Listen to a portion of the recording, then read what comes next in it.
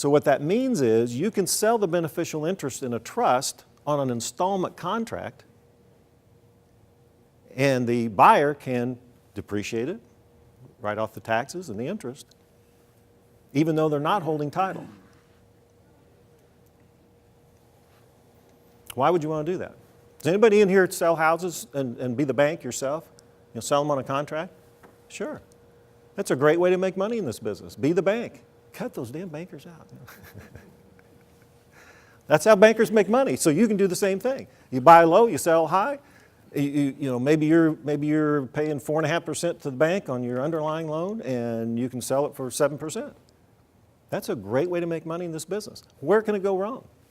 If you do it conventionally, it can go wrong because if they stop making payments, you have to foreclose. I just went through that last year with a friend of mine, a 93-year-old gentleman in Florida who had sold a guy in Champaign a house on a contract. And he had to foreclose.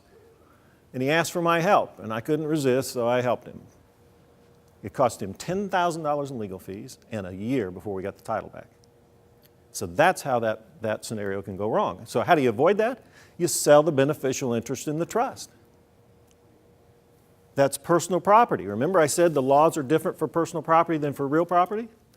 So if they default on the purchase of personal property, we repossess, we don't foreclose.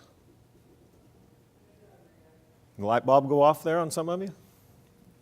You repossess, you don't foreclose. And then you get the property back in 30 days. You repossess, you don't foreclose. Anybody ever buy a car and finance it at a bank? Finance it over 5 years? If you make 4 years and 11 months worth of payments and you don't make the last payment, does the bank give you the title? No. What do? They send out the repo man. Sure do. Eventually you'll send that repo man out with a hook on the truck and you'll haul that vehicle away, right? That's exactly what we're doing when you default on the purchase of a beneficial interest in a trust. We're repossessing the beneficial interest. We're not having to foreclose.